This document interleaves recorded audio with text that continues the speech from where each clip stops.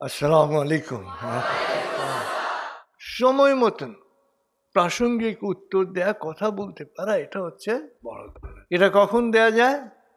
যখন ব্রেনটা স্বতঃস্ফূর্তভাবে কাজ করে, ব্রেনটা যখন ফ্রি থাকে, ব্রেনটা যখন অকুপাইড থাকে না, ব্রেনটা যখন কি থাকে, যে বিষয়ে কথা বলছি বা যে বিষয়ে কাজ করছি, যে বিষয়ে পড়ছি, ওই সময় ওই মনটা যদি ওখানে থাকে আর কি। মনটা যদি অন্যদিকে থাকে, যেমন এখন মন কিন্তু আপনাদের কোথাও নাই আর কি, মন এখন আমার সাথে আর কি।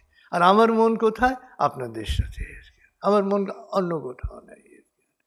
যার ফলে আমরা এত স্বতঃস্ফূর্তভাবে কথা বলতে পারছি আর কি।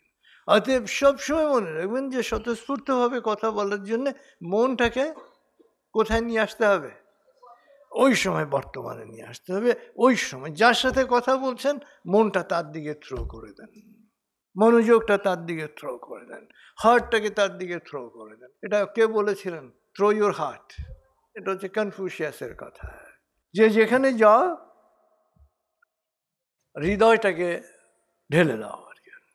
তো এই হৃদয়টাকে ঢেলে দেওয়াটা হচ্ছে খুব ইম্পর্টেন্ট, কিন্তু অপাত্রে নয় আর কি।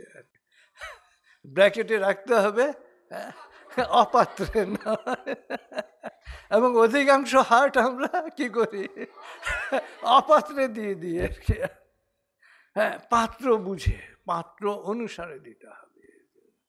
এটা হচ্ছে ইম্পর্টেন্ট আর কি। যে হার্টটাকে দিতে হবে, থ্রো ইউর হার্ট, হার্টটাকে থ্রো করতে হবে, কিন্তু কোথায়? পাত্র বুঝে। এবং এটা কিন্তু আমাদের জ্ঞানীরা অনেক আগে থেকে বলেছেন যে বাঁদরের গলায় মুক্তোর মালা আর কি। হ্যাঁ, এবং অধিকাংশ ক্ষেত্রে আমরা মুক্তোর মালাটা দিয়ে দিই কোথায়? বাঁদরের গলায় আর কি।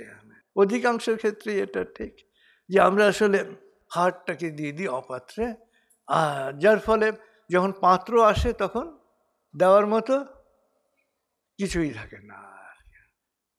তাতে হার্টটাকে দিতে হবে কোথায়? বুঝে শুনে।